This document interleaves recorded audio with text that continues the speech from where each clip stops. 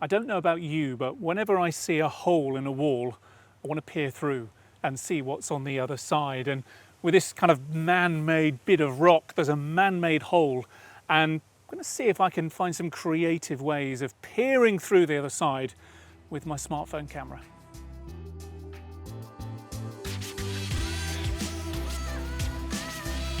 Offering my camera up and looking through the hole to the other side, it's I love it. So some things are quite surprising. In a way, my camera's letting me see what's inside this tunnel here a lot more clearly than I can with my naked eye. And I can see some red markings on the inside there, which themselves are very interesting. And I'm seeing a lot of detail with the kind of stone, if you like. So I'm just going to take a picture of that, just see what we get straight away.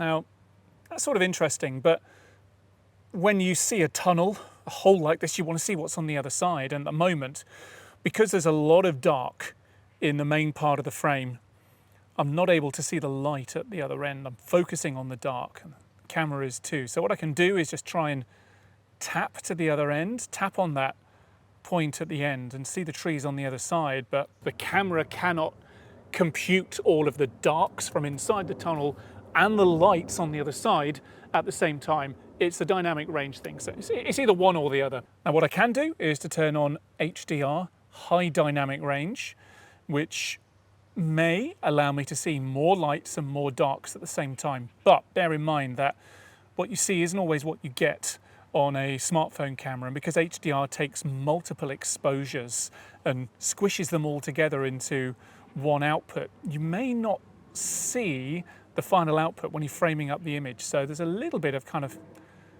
click and cross your fingers. Let me see what happens when I go into sort of manual exposure mode. So I'm going to tap and hold on that far end and then just drag the exposure down a little, well, actually all the way, so that I can see now that there are some trees on the other side.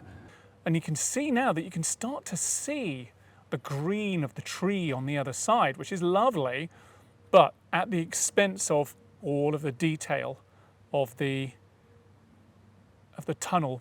You can try and ride a bit in between, maybe, but it's either 6 of one or half a dozen of the other. Maybe some of those will come out, but let's see what other solutions we've got to this exposure problem. Maybe it's my framing, because my interest is very much in the middle of the frame, and a lot of the outside here is sort of out of focus, a bit lost. So maybe if I punch in a bit like that, things get a bit more interesting. Now, because of the way that light enters this tunnel at either end, I've just kind of picked up on what almost seems like a second entrance to the tunnel with its own kind of shard of light, which is really, really interesting.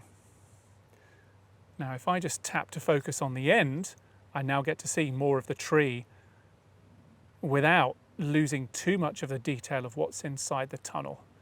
So let me just do a few of those. Now, what happens if I do tap the tunnel? Oh, I like that as well.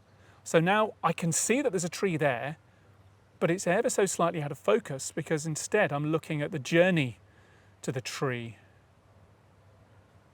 In fact, let me just tap and pull that exposure down a bit.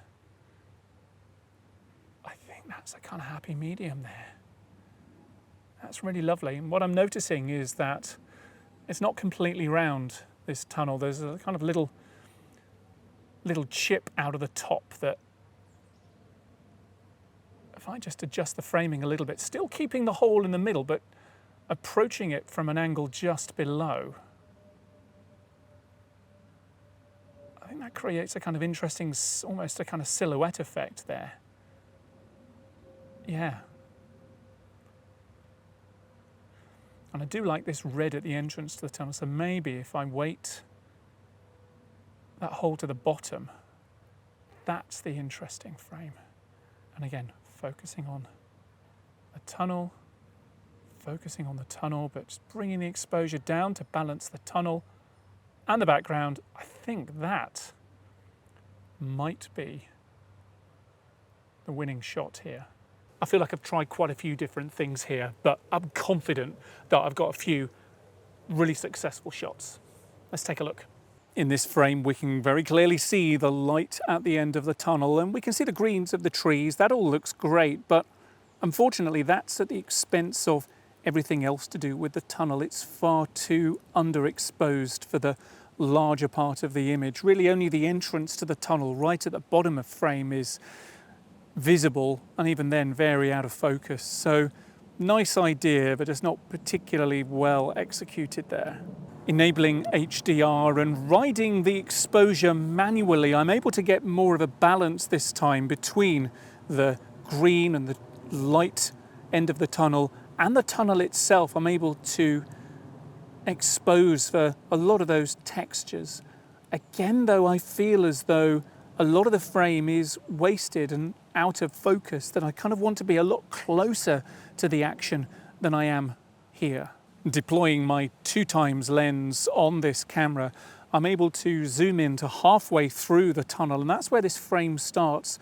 Pleasingly, there's a kind of framing with a tunnel within a tunnel there that creates a really pleasing bottom of the image here.